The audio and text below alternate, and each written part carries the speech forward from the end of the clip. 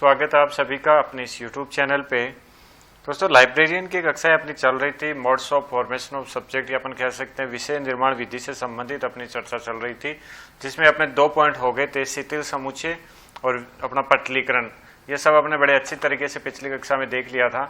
अभी अपन चर्चा करेंगे आगे की तीसरा जो पॉइंट है इसका। देखो, टॉपिक का नाम था विषय निर्माण विधि, जिसका पार्ट ए अपना हो चुका है। पार्ट 2 की अपन बात करें, आज अपन लेंगे उससे नेक्स्ट आगे तीसरा पॉइंट उसका। विषय निर्माण विधि की जो तीसरी विधि है वो है विखंडन या विभाजन। अब देखो, विखंडन व विभाजन में क्या होता है, विच्छेदन व अनाच्छादन को मिलाकर विभाजन का नाम दिया जाता है। बस 2 वर्ड याद रखने हैं, एक तो विच्छेदन और एक अनाच्छादन। इन दोनों को मिलाकर किसका नाम दिया जाता है, विभाजन का नाम दिया जाता है। विभाजन में होता है क्या, देखो, बंटवारा होता है, टुकड़ा होता है। इस विधि में किसी विषय को अलग अलग भागों में बांटने से नए विषय का निर्माण होता है। मतलब कोई एक विषय होता है, उसको टुकड़ों में बांटा जाता है और उससे फिर क्या होता है, नए विषय का निर्माण होता है। ये किसका पार्ट हो गया, अपने विखंडन और विभाजन का पार्ट है। अब देखो, इसी प्रक्रिया को, जो अपने विखंडन और विभाजन वाली बात, इसी को 2 भागों में बांटा जा सकता है। विभाजन को पहला विच्छेदन और दूसरा अनाच्छादन या निरावर्तन। ये नाम आपको ध्यान होने चाहिए कि जो अपना विभाजन, देखो अपन किसकी बात करें, विखंडन या विभाजन, इसको भी 2 भागों में बांट सकते हैं। एक विच्छेदन के नाम से और दूसरा अनाच्छादन या निरावर्तन के नाम से।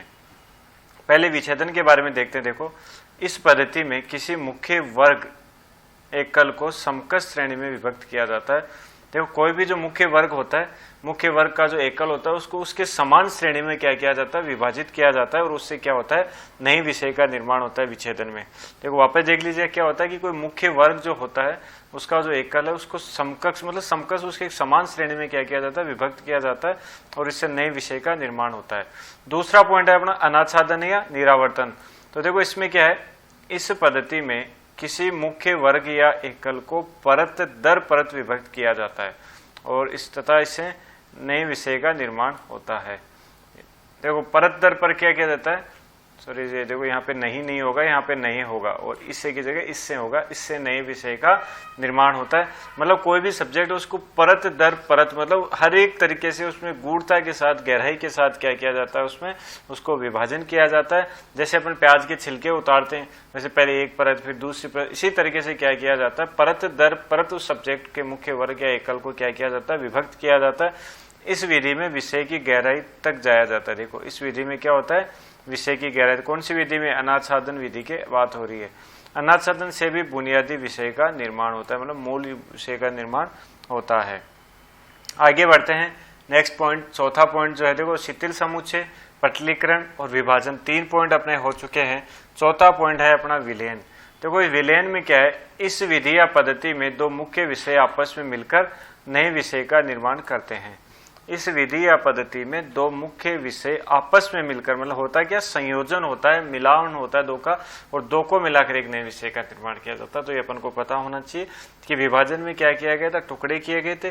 पहला जो आपका विच्छेदन है, इसमें तो क्या किया जाता है, समकक्ष श्रेणी में विभक्त किया जाता है और अनाच्छादन में परत दर परत क्या किया जाता है, विभाजन किया जाता है। अब विलयन जस्ट उसका उल्टा हो गया कि इस पद्धति में 2 मुख्य विषयों को आपस में मिलाकर नए विषय का निर्माण किया जाता है। नेक्स्ट अगला आपका आता है आसवन। इस विधि में शुद्ध विषय का निर्माण किया जाता है, जो क्या होते हैं, समानुपयोगी होते हैं, एकदम शुद्ध, मतलब सिंगल, जिसमें किसी भी तरीके का क्या नहीं होता, मतलब मिश्रित पर नहीं होता, शुद्ध विषय होता है, जो होता है क्या, समानुपयोगी होता है, समान उपयोग का होता है। नेक्स्ट अगला देखो, समूहन। समूहन का अर्थ क्या होता है भाई, बंडल या गुच्छा। समूहन का अर्थ होता है बंडल या गुच्छा, मतलब एकजुटता रहना, एक साथ मिलके जो मिले हुए रहते हैं, जुड़े हुए रहते हैं, वो बंडल या गुच्छा होता है।